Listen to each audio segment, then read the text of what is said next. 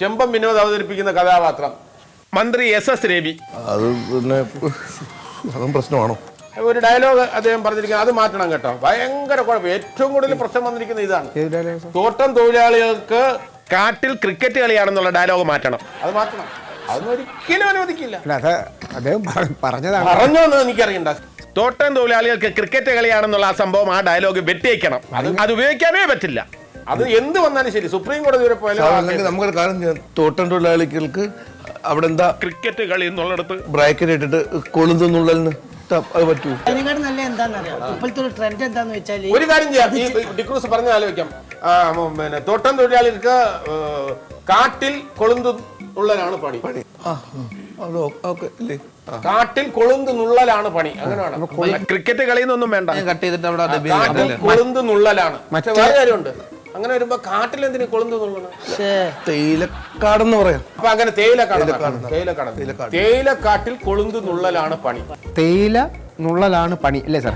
അങ്ങനെ പറയുമ്പോ എല്ലാരും കൈയടിക്കുന്നതായിട്ടും കൂടെ കൊടുക്കണം. എല്ലാരും കൈയടിക്കണം. അതനുസരിച്ച് അങ്ങനെ വീണ്ടും വീണ്ടും എന്തെങ്കിലുമൊക്കെ പറഞ്ഞുകൊണ്ടിരിക്കുന്നത് നമുക്ക് കാണിക്കാം. പുള്ളിക്ക് പേര് വേണം SS ശശി എന്നാക്കിയാലോ? SS ശശി എന്ന് വേണോ? SS രവി എന്നുള്ളത് എന്തായാലും മാറ്റണം. SS ശശി എന്ന് മതി. ശശിയും രവി ഒന്ന് തന്നെയല്ലേ? അല്ലടാ, രവി വേറെ ശശി വേറെ. ഈ രവി എന്ന് പറയുമ്പോൾ അത് ശശി ആയിക്കോളുമല്ലോ അല്ലേ? മഷി എന്നാക്കിയാലോ? മഷി മന്ത്രി SS മഷി എന്നാക്കിക്കോ. മന്ത്രി SS മഷി. എനിക്ക് ഇപ്പോഴാണ് കുറച്ച് ആശ്വാസം വന്നു തുടങ്ങി. ചത്തേ കേട്ടോ. അത് വലിയ കുഴപ്പമില്ലാതെ പോയിട്ടുണ്ട്. പിന്നെ നേതാവ് സബ് കളക്ടറോട് പറയുന്നുണ്ട് തന്നെ പിടിച്ച് ഊളംപാറയെ കൊണ്ടുവരണമെന്ന്. ആ ഡയലോഗ് എടുക്കാൻ പറ്റില്ല. കുതിരോട്ടം എന്നാക്കിയാലോ? ഊളം പറയുന്ന മാറ്റി കുതിരോട്ടം. എന്താ ഊളംപാറയും കുതിരോട്ടം ഒക്കെ ഈ മാനസിക രോഗ ആശുപത്രിയല്ലേ? പറഞ്ഞ വാക്ക് ഞാൻ പറഞ്ഞോട്ടെ.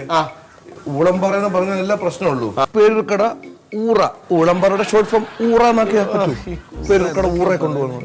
പേരുക്കടയും എന്നൊക്കെ പറയുമ്പോൾ കറക്റ്റായിട്ട് പിടികിട്ടും. അതൊക്കെ പിടികിട്ടൂല്ലേ? ഈ സബ് കളക്ടർ എന്ന് പറയുന്നത് IAS റാങ്കോടുകൂടി പാസ്സായ ആളാ. അതാണ് അസൂയാണ് അയാൾക്ക്. 5ാം ക്ലാസ്സിലെ പഠിച്ചിട്ടുള്ളല്ലോ. നമുക്ക് ആ കാര്യത്തിലേക്ക് സബ് കളക്ടറുടെ കൂടെ നിൽക്കാൻ പറ്റില്ല. നമുക്ക് രാഷ്ട്രീയക്കാരുടെ കൂടെ നിൽക്കാൻ പറ്റും. നമ്മൾ പേടിക്കേണ്ട രാഷ്ട്രീയക്കാരെ ഞാൻ നോക്കിയില്ലെങ്കിൽ ഇന്ന് എന്നെ തലമാറ്റി ഞാൻ കാസർഗോഡ് വന്നിരിക്കും. അതുപോലെ തന്നെ ഈ നേതാവിനെ ഒരു മാധ്യമകാരൻ ബുദ്ധിമാനെ എന്ന് വിളിച്ച് കളിയാക്കുന്നുണ്ട്. സാറേ, അറിവില്ലാത്തവൻ എന്ന് പറഞ്ഞാലോ? അറിവില്ലാത്തവൻ അപ്പാവി ആയാലോ? താഴോട്ട് പോകില്ല. അതെ, ഈ മന്ത്രിമാരൊക്കെ ഏത് ടൈപ്പ് ആണെന്നുള്ളത് നമ്മൾ കൊടുക്കണ്ട. അതൊക്കെ നാണക്കേടാണ്. അത് ജനങ്ങൾക്ക് നാണക്കേടുള്ള വിഷയമാണ്. അല്ല സാറേ, നമ്മളൊരു കാര്യം ചോദിച്ചോട്ടെ. ഈ നേതാക്കന്മാര് ജനങ്ങൾക്ക് കളിയാക്കാൻ പറ്റില്ലെങ്കിൽ ജനങ്ങളെ നേതാക്കന്മാരും കളിയാക്കരുതെന്നുള്ള ഒരു സംഭവം വേണ്ടേ? ഇത് ഓൾക്ക് എന്തും വിളിച്ചു പറയാൻ നമ്മക്കൊന്നും പറഞ്ഞുകൂടാന്നായാലോ?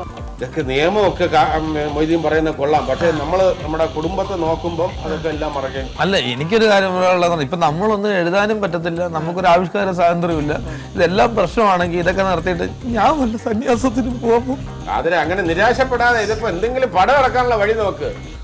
പിന്നെ അതേപോലെ തന്നെ നമ്മുടെ ഇങ്ങനെ അവതരിപ്പിക്കുന്ന ആ റോൾ ഉണ്ടല്ലോ, സായികുമാർ അവതരിപ്പിക്കുന്ന റോള്, മുൻ DGP, ആദർശ ധീരനായ DGPയുടെ മുന്നിൽ നേതാക്കൾ മുട്ടുകുത്തി എന്നുള്ളത് അത് മാറ്റണം. കാരണം ഇയാൾക്ക് സുപ്രീം കോടതിയിൽ DGP കേസ് ജയിച്ചു, സമ്മതിച്ചു. നേതാക്കൾ മുട്ടുകുത്തി എന്ന് എഴുതുന്നത് അത് പിന്നെ പാർട്ടിയുടെ ആൾക്കാർക്ക് ഇഷ്ടപ്പെടുന്നു. ഞങ്ങൾ പറഞ്ഞതൊന്നുമല്ല, പത്രക്കാർ എഴുതിയതാ ഇതൊക്കെ. പത്രക്കാർ എഴുതാം, പത്രക്കാരെ പോലെയല്ല. നമ്മള് സൂക്ഷിക്കണം. ഈ നേതാവിനുണ്ടല്ലോ ഭരണത്തിൽ കയറിയതേ പിന്നെ മൂപ്പർക്ക് മുട്ട് നീർത്താനുള്ള സമയം കിട്ടിയിട്ടില്ല, എപ്പോഴും കുത്തിട്ടില്ല. അല്ല, അത് അടികൊള്ളുന്ന വിഷയം ട്രെയിനിലാണോ കോഴിക്കോട് പോണേ? പറ്റില്ല. സ്വകാര്യ സംഭാഷണത്തിൽ പോലും പറയാൻ പാടില്ലേ? ആരെങ്കിലും ഈ കൂട്ടത്തിൽ തന്നെ ആരെങ്കിലും ഉണ്ടെങ്കിൽ എനിക്കിന്ന് രാത്രി വീണ്ടും ഇടിയിട്ടു. വേറൊരു ഏറ്റവും വലിയ കുഴപ്പം പിടിച്ച സീൻ എന്നറിയാം, 30 നേതാക്കൾക്ക് 25 കോഴി വറുത്തത് അവർ സീൻ കളിയാക്കുന്ന സീനുണ്ട്. നമ്മുടെ നിവിൻ പോളി കളിയാക്കി, യുവ നേതാവ് ഒന്ന് കളിയാക്കി പറയുന്നില്ലേ, 30 നേതാക്കൾക്ക് നാട്ടിൽ എവിടെ ചെന്നാലും നാടൻ കോഴിയെ പിടിച്ച് വറുത്ത് തിന്നാനേ സമയമുള്ളെന്ന്. സാറേ, ഈ പാർട്ടി നേതാക്കന്മാരെല്ലാം തന്നെ പണ്ടേ ഇത്തരം പരിപാടികളാണ് ചെയ്തു കൂട്ടിക്കൊണ്ടിരിക്കുന്നത്. ഞങ്ങൾ അത് മാത്രമേ എഴുതി വെച്ചിട്ടുള്ളൂ. അത് നമ്മൾ പറയുന്നത് ശരിയല്ല, അത് നമ്മൾ പറയാൻ പാടില്ല. നമ്മൾ പറയുമ്പോൾ 30 കോഴികളെ വറുത്തോ പൊരിച്ചോ കരിച്ചോ കഴിക്കാന്നുള്ള അവരവരുടെ ഇഷ്ടമല്ലേ?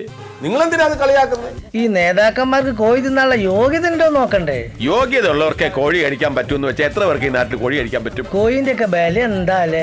കുറച്ചുപേര് വില നോക്കുന്നില്ല, കുറച്ചുപേര് വില നോക്കും, കുറച്ചുപേര് വില നോക്കൂല, അത്ര തന്നെ. നേതാവ് താടിയും പഠിച്ചോണ്ട് യുവതിയായിട്ട് നടത്തുന്ന ഫോൺ കോൾ ഇല്ലേ, ആ യുവതിയായിട്ടുള്ള ഫോൺ കോൾ മുഴുവൻ അശ്ലീലമാണ്. അല്ല സാറേ, ഈ അശ്ലീലം എല്ലായിടത്തും നമുക്ക് ഒരു നച്ചിട്ടാ പോരെ, അതാണ് ഇപ്പൊ സ്റ്റൈല്.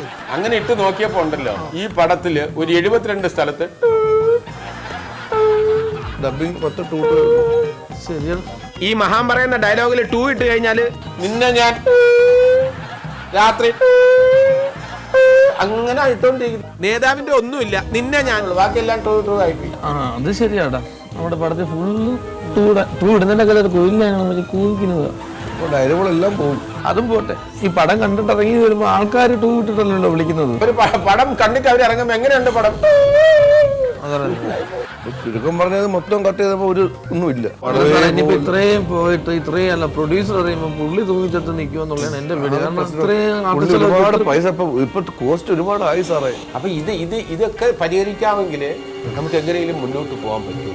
എന്ത് ചെയ്യുമെന്ന് എനിക്കൊരു പിടുത്തമില്ല സാറേ. എൻ്റെ ചെറിയ ബുദ്ധിയിൽ ഒരു ആശയം തോന്നുന്നു, പറയട്ടെ സാർ. നമുക്ക് ഈ സിനിമ തെലുങ്കിൽ ഡബ് ചെയ്ത് ആ തെലുങ്കിൽ അങ്ങ് പ്രദർശിപ്പിച്ചാലോ? തെലുങ്ക് ഡബ് ചെയ്തിട്ട് ഇവിടെ കൊണ്ടിറക്കുമ്പോ വീണ്ടും മലയാളം വരില്ല. എന്ത് മണ്ടത്തരം പറയും സാറേ, ആദ്യമേ പറഞ്ഞല്ലോ ചെറിയ ബുദ്ധി, ഇത്രയൊക്കെ പ്രതീക്ഷിച്ചാൽ മതി.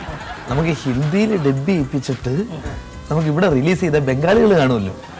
ആദ്യം ഇത് എങ്ങനെയെങ്കിലും മലയാളത്തിൽ ഒന്ന് ഇറക്കാൻ ശ്രമിക്കും, എന്നിട്ട് പോണ്ടേ തെലുങ്കും ഹിന്ദിയും ബംഗാളി തൊഴിലാളികളൊക്കെ. പിന്നെ അതിലെ ഏറ്റവും പ്രധാനപ്പെട്ട ഒരു സംഭവം എന്ന് പറഞ്ഞാൽ ഒരു കാരണവശാലും ഇടാൻ പറ്റില്ല. അത് മിസ്റ്റർ മോഹൻലാൽ അവതരിപ്പിക്കുന്ന ചാപ്പിയുടെ കഥാപാത്രം ചെന്ന് മുഖ്യമന്ത്രി മമ്മൂക്ക അവതരിപ്പിക്കുന്ന കഥാപാത്രത്തിനോട് പറയുന്നുണ്ട്, നീ കട്ടപ്പയാണെങ്കിൽ ഞാൻ ബാഹുബലി. കണ്ടപ്പോ ഒരു രസം തോന്നി, എനിക്ക് രസം തോന്നി. പക്ഷെ അത് തിയേറ്ററിൽ ഇടാൻ പറ്റില്ല. സാറേ, ഈ കട്ടപ്പൻ ബാഹുബലി ഒരേപോലെ തുലനം ചെയ്തിരിക്കുന്ന ആൾക്കാരാണല്ലോ. അത് ഒരേപോലെ എന്ന് പറയുമ്പോ കട്ടപ്പ ബാഹുബലി അത് ഒരേപോലെ അല്ല. ബാഹുബലി രാജാവല്ലേ എന്നൊക്കെ പറഞ്ഞിട്ട് അതിപ്പം അത് ഒന്നാമത് രാഷ്ട്രീയത്തിലെ പ്രശ്നം വരും. ഏത് പാർട്ടിയാണ് വലുതെന്നുള്ള ഒരു വലിയ പ്രശ്നം. കുറച്ച് കഥാപാത്രങ്ങളുടെ പേരൂടെ ഒന്ന് മാറ്റണം. മാട് രാജപ്പൻ എന്നുള്ള പേര് മാറ്റണം. പിന്നെ കരിവള്ളൂർ പളനിസ്വാമി അങ്ങേര് പറയണ കേട്ട് പെണ്ണുമ്പിള്ള എരുമയായിട്ട് വീട്ടിൽ പോണ ഒരു സീനുണ്ട്. അതൊന്നും വേണ്ട.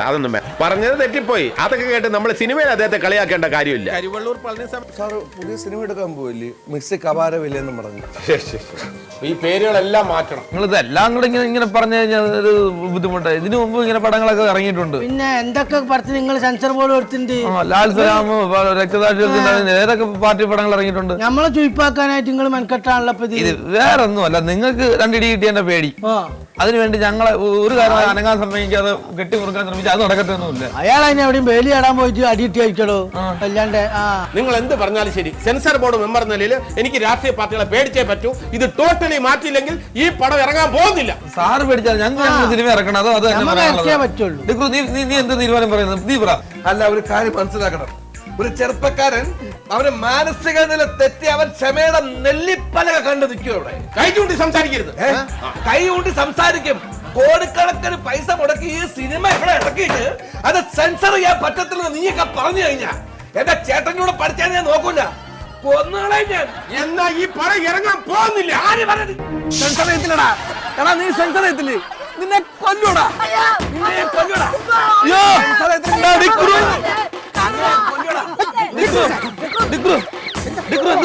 സെൻസർ ചെയ്യത്തില്ല.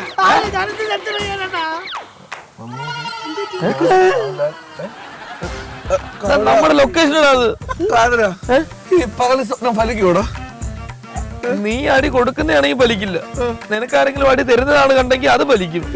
2 മിനിറ്റൂടെ കഴിഞ്ഞിരുന്നെങ്കിൽ മൊയ്തീന്റെ കാര്യം ഇപ്പൊ വലിച്ചേ.